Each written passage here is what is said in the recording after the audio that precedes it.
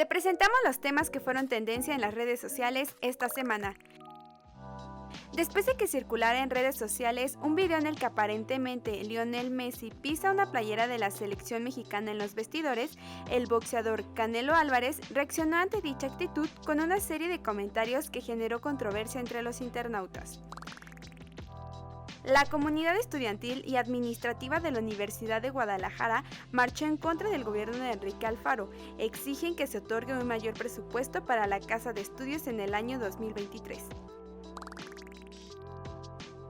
El 25 de noviembre se conmemoró el Día Internacional para la Erradicación de la Violencia contra las Mujeres y las Niñas, fecha que busca promover y fomentar la cultura de la no violencia contra este sector en el mundo. A propósito, cientos de mujeres marcharon al Zócalo capitalino exigiendo un alto a la violencia que se ha incrementado en México en los últimos meses.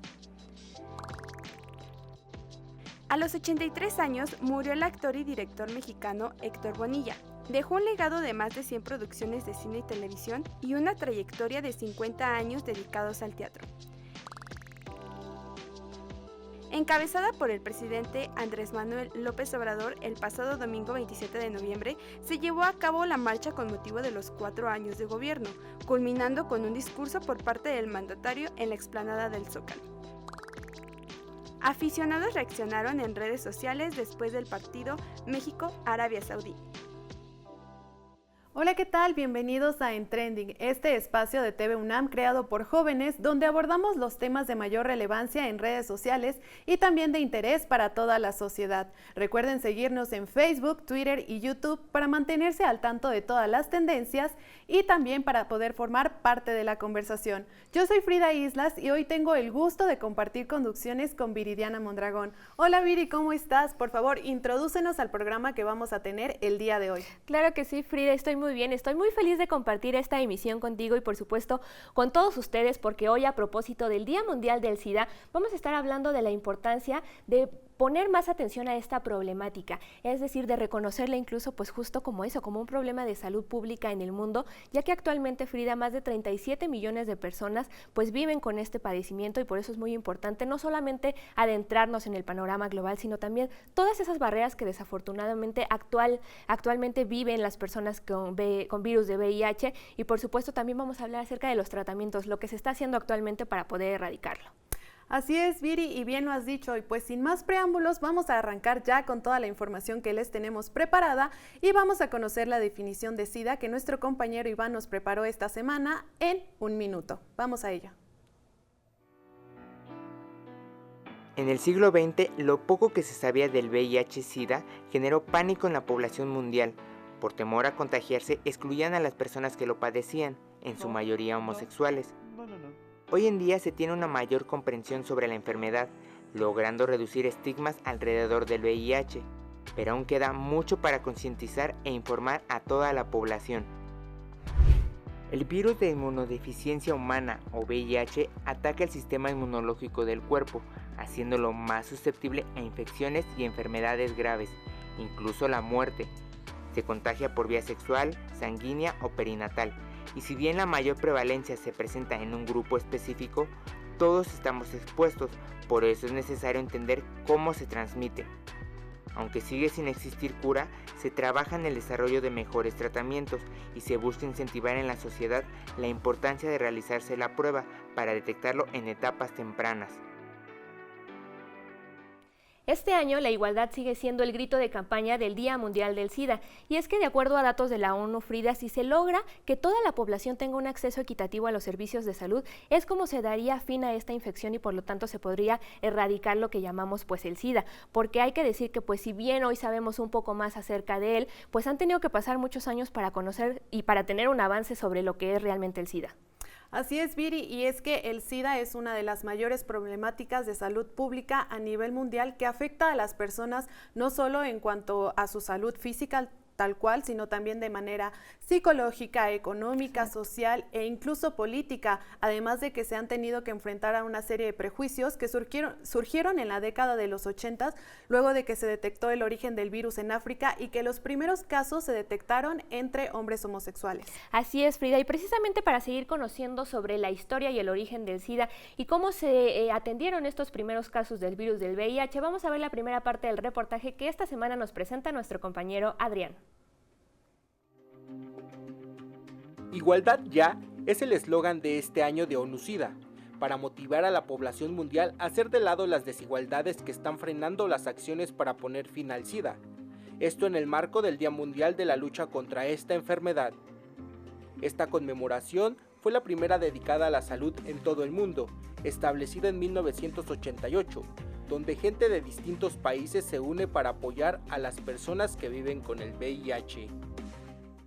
Es un día en el que se invita a, por ejemplo, hablar sobre prevención del virus, generar campañas de difusión de información y divulgación como esta, la que ustedes están llevando a cabo, para dar cuenta de cuál es el panorama en todo el mundo. La enfermedad causada por el virus de inmunodeficiencia humana, VIH-Sida, es uno de los mayores problemas de salud pública de los últimos años, que provoca daños al organismo, con serias consecuencias psicológicas, sociales, económicas y políticas en los individuos, familias y comunidades afectadas. El virus del VIH o virus de la inmunodeficiencia humana es el virus causante del síndrome de la inmunodeficiencia humana, la cual principalmente se manifiesta por una disminución de la capacidad de nuestro sistema inmune para responder a infecciones o para eliminar células que pueden causar cáncer. La diferencia entre VIH y SIDA es que el VIH es el virus per se y ya el SIDA es el padecimiento crónico que alguien podría desarrollar si vive con VIH y no se atiende, pero si alguien vive con VIH y lleva un tratamiento farmacológico adecuado, nunca va a desarrollar SIDA y va a vivir como cualquier otro ser humano que no vive con VIH. Los primeros casos de VIH se presentaron en hombres homosexuales que tenían prácticas sexuales con otros hombres, que morían por deterioro en el sistema inmunológico, como cáncer en la piel, neumonía o enfermedades gastrointestinales que terminaban con la vida de estas personas. Pero en ese momento el sistema de salud no conocía la enfermedad y se tenía miedo a tocar o convivir con los infectados. Con el avance de la investigación biomédica, es para 1984-1985 que descubren Roberto Gallo, por ejemplo, y Luc Montagnier, dos investigadores, descubren que el agente causal de este padecimiento es un virus, el VIH, el virus de inmunodeficiencia humana. Pero es verdad que pasaron algunos años para que se supiera qué sucedía. Las personas que viven con VIH-Sida se han enfrentado a una serie de prejuicios, actitudes negativas y comportamientos de rechazo por parte de la sociedad, lo cual ha repercutido en su desarrollo profesional y personal, además en su acceso a los servicios de salud.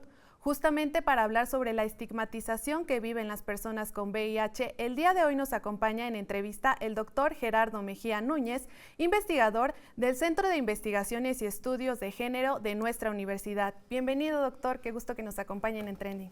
Muy bien, muchas gracias. Muchas gracias. Doctor, pues para iniciar con esta conversación, primero que nada queremos preguntarle cuáles son esas principales implicaciones a las que se tienen que enfrentar las personas con VIH, es decir, hablando desde el aspecto de discriminación y por supuesto pues de esos falsos prejuicios o falsos conceptos que se tienen alrededor de ellos. Bueno, es importante mencionar que, como lo mencionaron en las cápsulas que prepararon, el hecho de que los primeros casos se hayan presentado en varones homosexuales y además que efectivamente durante los primeros años hayan sido mayormente varones homosexuales los que contrajeron este virus o adquirieron este virus, es que se crearon una serie de prejuicios y de estigmas contra la población de varones homosexuales principalmente. Eso implicó en un momento de la, digamos, de la historia de nuestra sociedad o de las sociedades occidentales en donde la homosexualidad no terminaba de ser bien vista o aceptada, que muchos varones pues se combinara el estigma o la discriminación tanto por ser homosexual como por vivir con VIH. Entonces eso implicaba, digamos que un doble estigma, ¿no? Y bueno, eso se vinculaba o se potenciaba porque, por ejemplo, muchos varones no asistían a hacerse la prueba porque implicaba de alguna manera ser identificado como un varón homosexual, ¿no? Y luego, pensando en todas las, digamos, en todos los prejuicios que se hizo por el desconocimiento de cómo se transmitía el VIH en los primeros años, pues la gente no sabía si era por darte la mano, ¿no? Por compartir ciertos utensilios de cocina o incluso compartir el mismo lugar de trabajo, ¿no? Claro. Entonces, había mucho desconocimiento que asociado a los prejuicios que ya existían con las personas o con los varones homosexuales, pues se combinaba, ¿no? Y entonces muchos varones no se hacían la prueba y no sabían su estatus serológico, por lo cual el virus se seguía replicando, por no ser asociados con la idea de ser reconocidos como varones homosexuales y además por lo que ya implicaba, ¿no? Porque muchos varones homosexuales también no querían, ¿no?, hablar abiertamente de que vivían con VIH porque si ya era complicado, ¿no?, para algunos de ellos, digamos, su trabajo, la escuela, ¿no?, por todo lo que se asociaba con ser un varón homosexual, pues menos querían, hablar públicamente, ¿no? Y eso, claro. Digamos que este secretismo, tener que vivirlo todo oculto, supone de muchas maneras que las políticas públicas tengan poco efecto, ¿no? O sea, una persona que no accede a los servicios de salud por ese motivo, por miedo, ¿no? Por miedo a ser reconocido y señalado, claro. Pues aunque hubiese incipientes políticas públicas dirigidas a atender esta problemática, pues ahí tenemos un problema, complicado, ¿no? Y, o sea, justamente esta parte en la que pues se hace todo bajo el secretismo y también de que se vive cierta discriminación hacia las personas que tienen VIH, SIDA, ¿cómo diría que es que afecta este virus a las personas, dígase a nivel económico, social y cultural, puesto que no todas las personas que lo tienen pues se encuentran bajo un mismo estatus?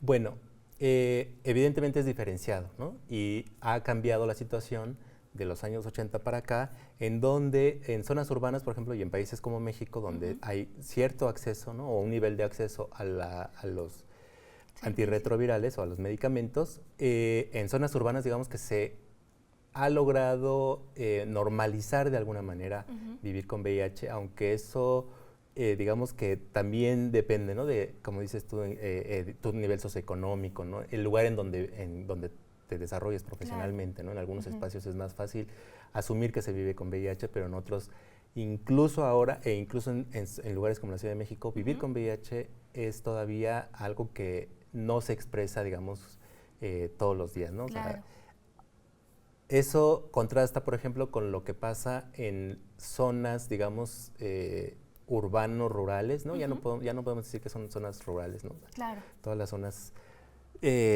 todo se empieza a urbanizar, pero en zonas, digamos, en ciudades más pequeñas, con servicios de salud más limitados o que, digamos, concentrados en regiones, ¿no? Claro. O sea, en estados muy grandes, Chihuahua, ¿no?, donde es materialmente o casi materialmente imposible dotar a todas las clínicas de ciertos servicios, pues el acceso es más complicado, ¿no? Entonces, y se sigue combinando con los prejuicios, ¿no? Exacto. Entonces, por ejemplo, la gente sigue en algunas zonas del país, hablando de México, sigue sin hablar y decir que tiene VIH, e incluso sigue sin acceder a los servicios de salud porque, aunque estén ahí, ¿no? Entonces, bueno, pues sí, el trabajo, ¿no? O sea, el acceso a las cuestiones de trabajo se puede precarizar, ¿no? Si tú, por alguna razón, no quieres, ¿no? O sea, que tu empleador sepa que tienes VIH, ¿no? Claro, y precisamente en esta parte, doctor, y para pues ir cerrando nuestra entrevista, ¿qué se puede hacer desde nosotros como sociedad, desde los diferentes ámbitos, como ya lo mencionaba Frida, en el trabajo incluso,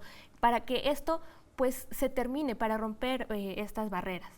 Bueno, yo creo que hay que hablar más del VIH y no solo hablar en el día, Claro. ¿no? Mundial del SIDA, hay que hablar del VIH de manera cotidiana, que las y los jóvenes sepan que aunque ya hay maneras o barreras para impedir que el virus se transmita, como bueno, el condón masculino o el condón femenino, pues hay siempre un riesgo. Claro. Tan hay un riesgo es que siga habiendo transmisión, ¿no? Que siga habiendo personas que cuando van a hacerse sus exámenes pues dan un positivo para vivir para tener VIH, vivir con VIH. Hay que hablar más, ¿no? Digamos, Claro. desde el ámbito universitario hay que hablar más, hay que no solo hacer campañas de prevención de uso de pues barreras como el condón masculino o femenino, también hablar de que hay opción, ¿no? de los antirretrovirales, ¿no? Que ahora también se usan como terapias preexposición y que son muy eficaces, pero hay que hablarlo más, hay que normalizar, ¿no? O sea, así como con otras enfermedades crónicas, porque el VIH deviene en una enfermedad crónica que es el SIDA, hay que hablar, ¿no? Exacto. Normalizarlo. Doctor, se nos termina el tiempo de esta entrevista, pero nos quedamos con esta reflexión muy importante, normalizar este tema, hablar más desde los espacios universitarios y por supuesto también en la sociedad. Le agradecemos mucho que haya estado con nosotros. Muchísimas A gracias, ustedes por doctor invitarme, Mejía. muchas gracias. Y pues luego de haber hablado sobre justamente la estigmatización que viven las personas con VIH-Sida, ha llegado el momento de hacer una pausa. No se despeguen de sus pantallas porque después del corte conoceremos a cantantes, actores y otros famosos que son portadores del virus de la inmunodeficiencia humana que se han unido a la lucha para poder erradicar esta problemática de salud. Todo esto y más aquí en Trending.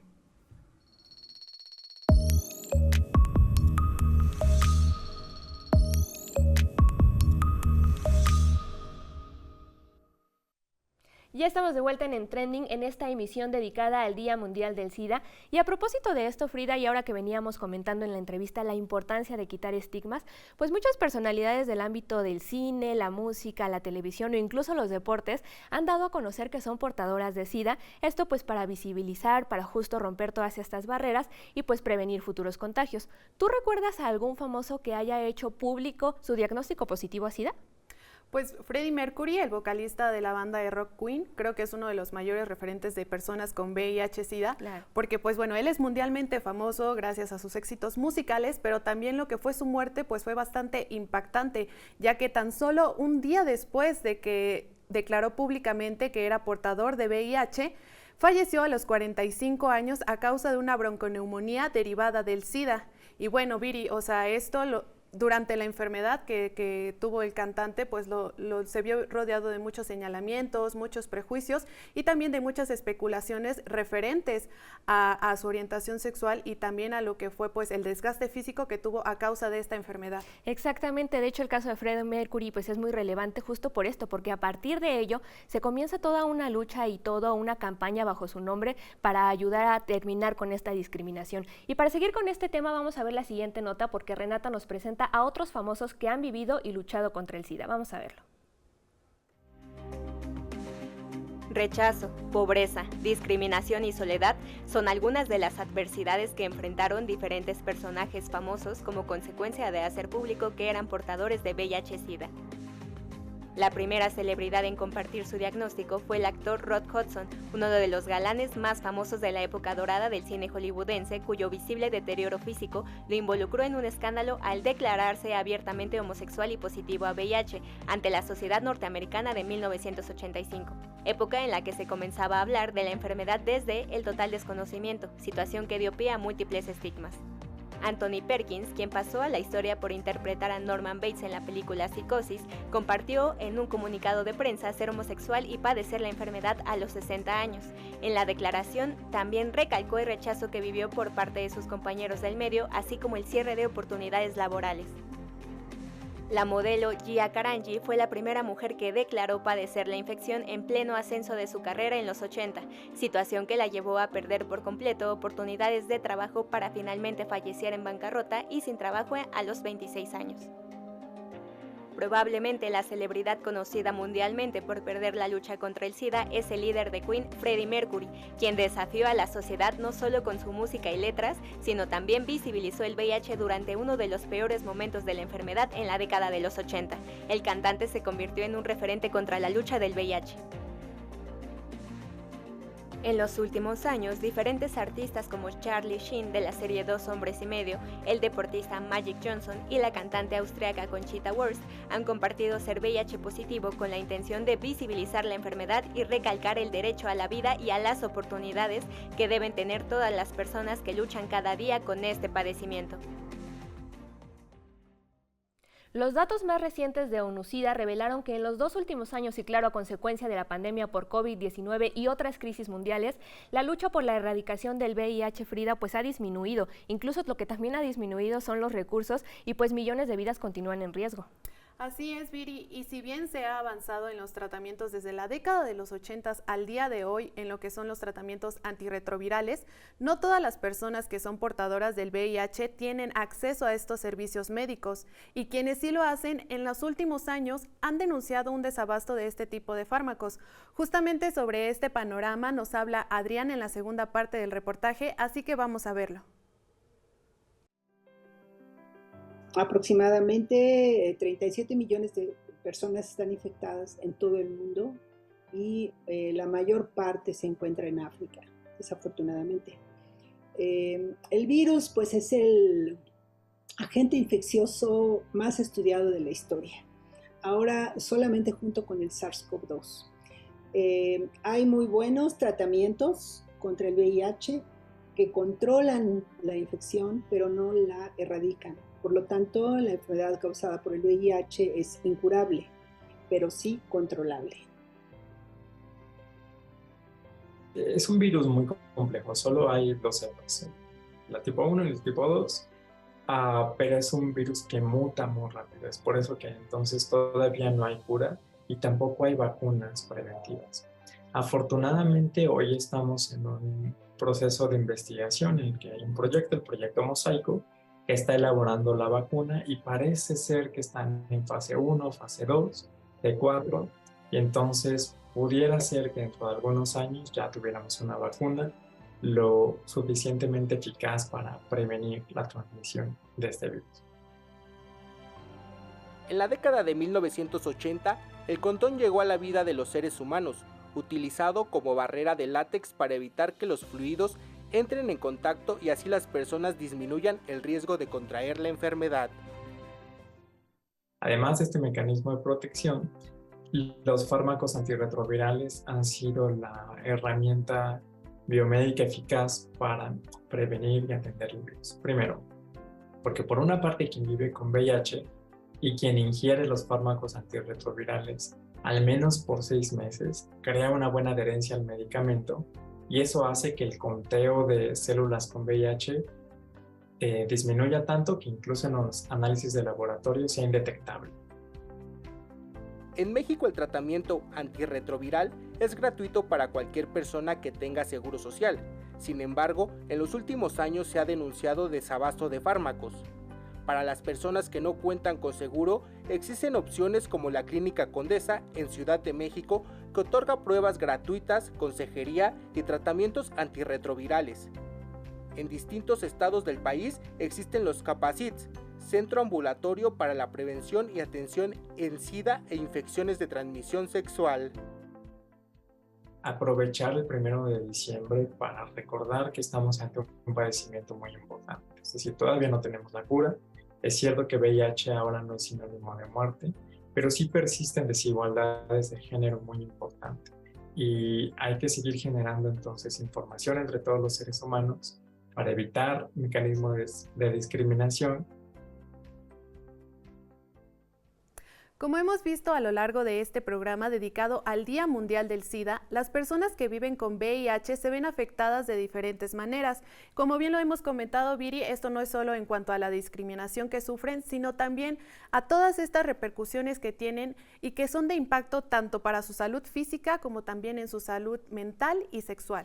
Así es, Frida, y es justo por esta razón que en la UNAM se llevan a cabo diferentes proyectos que contribuyen a investigar más sobre el SIDA. Nuestro compañero Carlos platicó con el el doctor Juan Carlos Mendoza, quien se ha dedicado a estudiar acerca de todas estas implicaciones en la comunidad LGBT y nos muestra algunos de sus resultados en la siguiente nota. Vamos a verlo.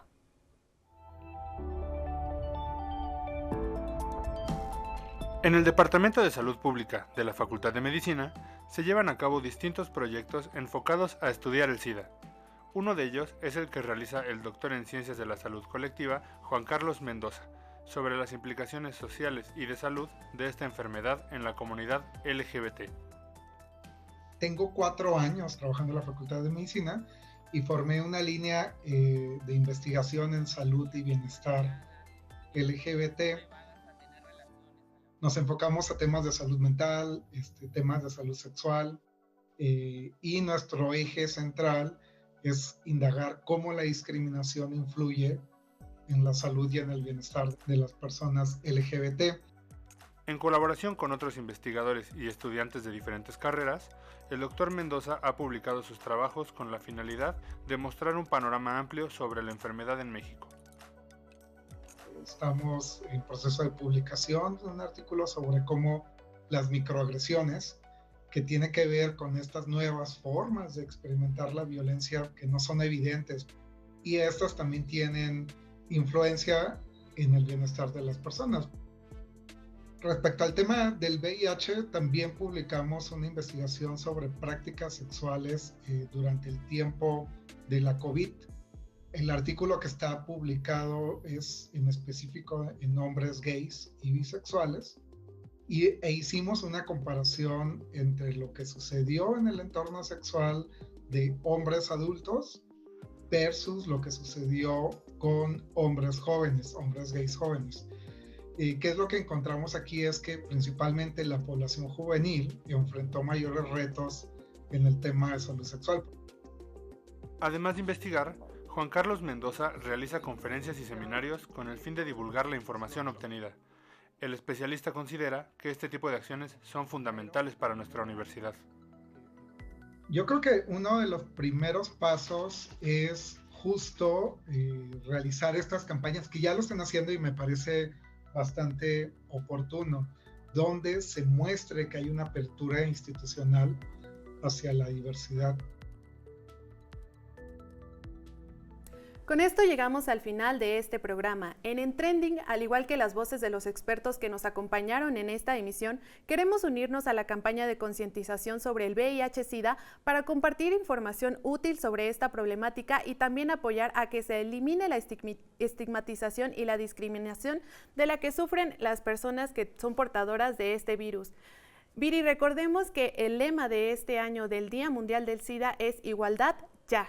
Así es, Frida, con eso vamos a acordarnos porque también es precisamente la Organización de las Naciones Unidas quien lidera los esfuerzos para poder cumplir el objetivo de que en 2030 se erradique por fin el SIDA, pero para eso hay que romper con todas estas barreras y por supuesto con estas desigualdades de las que ya hablábamos. Y es con esto como llegamos al final de esta emisión, pero les recordamos que nos pueden seguir en nuestras redes sociales para continuar con la conversación y nosotros nos encontramos la próxima semana por la señal de TV UNAM. Frida, un gusto, nos vemos en la próxima. Hasta la próxima, Viri. Bye.